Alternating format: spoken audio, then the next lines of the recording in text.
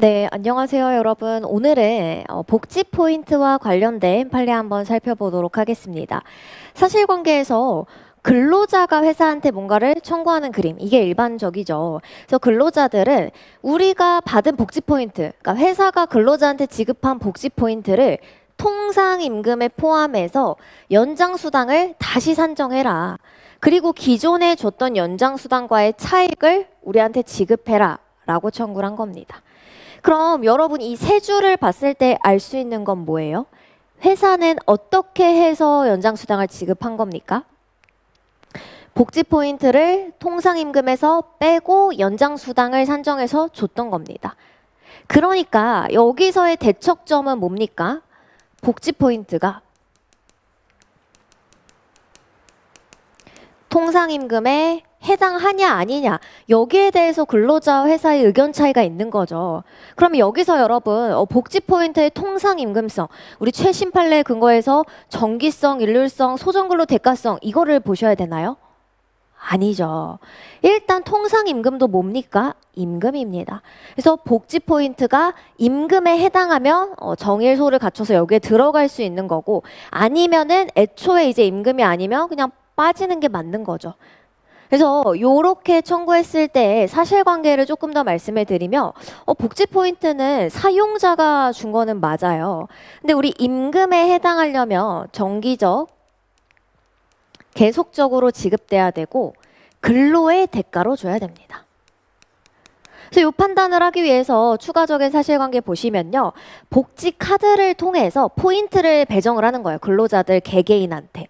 그랬을 때 근로자들은 그 포인트를 가지고 어떻게 해요? 온라인이나 가맹업체를 통해서 뭔가 필요한 물품을 구입하거나 서비스를 결제하는 겁니다.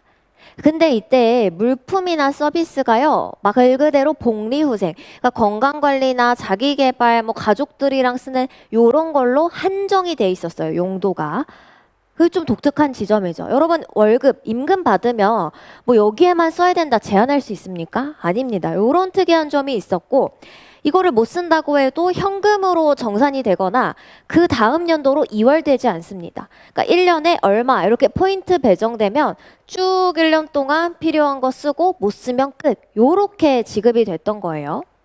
그리고 만약에 휴직을 하거나 중간에 퇴직해서 1년에 일부만 근무했다라고 하면은 그 기간만큼만 계산해서 배정을 하는 겁니다. 그러니까 6개월 근무했으면 6개월치만. 구체적으로 2012년 이전에는요, 상반기 입사자는 그냥 7월에 반을 지급했어요. 그리고 하반기 입사자는 다음 연도 1월에 복지 포인트를 지급을 했고요. 13년 이후부터는 그냥 입사일 기준으로 계산을 해서 그 다음 달에 이렇게 계산을 해서 지급을 했던 겁니다. 그러면 여러분들이 이제 우리 쟁점 보기 전에 여기에 해당이 된다라고 보이시나요? 여기서 가장 중요한 쟁점은 뭡니까? 복지 포인트 정기적으로 주지 않아요, 여러분?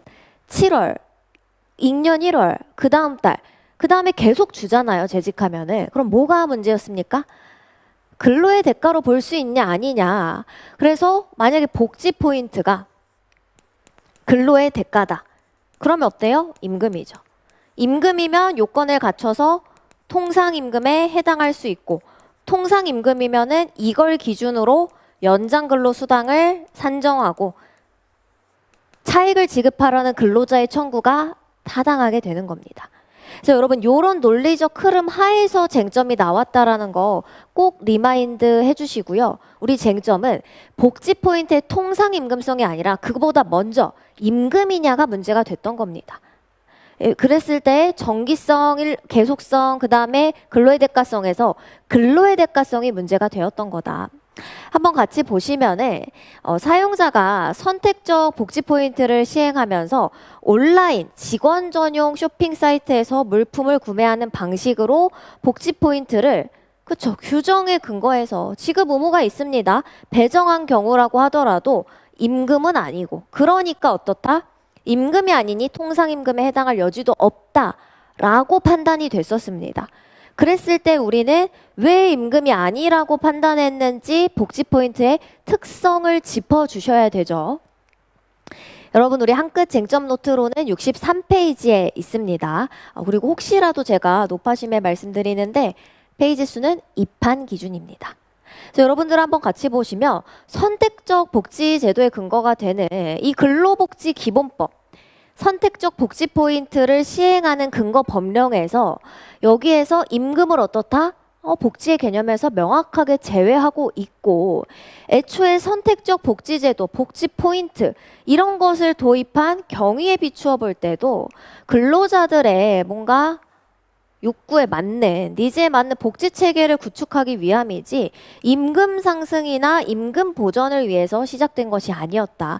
애초에 임금과는 구분해서 제외된다라고 명시하고 있고 별개의 목적에서 이 제도를 시행하게 됐던 것이다라는 거죠. 그리고 또 어떤 특성이 있어요? 자기 개발이나 건강 이런 데밖에 사용을 못합니다. 사용 용도가 제한돼 있고 1년 동안 기간 내에 사용하지 않으면 없어져요. 여러분 임금 받았을 때 뭐 1년 동안 쓰지 않으면 그 돈이 없어지나요? 아닙니다. 그리고 다른 사람한테 내 복지 포인트 양도할 수도 없기 때문에 임금이라고 평가하기에는 적절하지 않은 특성이 있고요. 근로의 대가라는 건 보통 한 달에 한 번씩 지급이 되는데 이건 근로랑 무관하게 그냥 연초에 일괄 배정된다라는 점에서 근로의 대가로 보기 어렵다. 여러분들 판례 외우실 때 이게 가장 중요한 거죠. 이런 복지 포인트의 특성을 종합해보면 근로랑은 사실 근로의 대가라고 보기는 어렵다. 직접 밀접 관련이 있다라고 보기 어렵다라는 거죠. 그리고 취업 규칙에도 이거를 임금이라고 명시하지 않았기 때문에 당사자 모두 어때요? 이건 내 임금 이외에 별도로 복리후생 차원에서 주는 거구나. 이런 걸 알고 있었기 때문에 종합하면 임금 아니고 그 결과 통상임금 아니다. 그럼 근로자의 주장은 어떻습니까? 다시 앞으로 가서 보시면 근로자의 이러한 주장 타당하지 않은 겁니다. 선택적 복지 포인트 근로의 대가가 아니니까 임금 아니고요. 통상임금 어때요? 아니죠. 그러니까 연장수당에 반영하지 않은 회사의 원래대로 처리가 타당한 겁니다. 그래서 이렇게 좀 정리하시면 되겠습니다.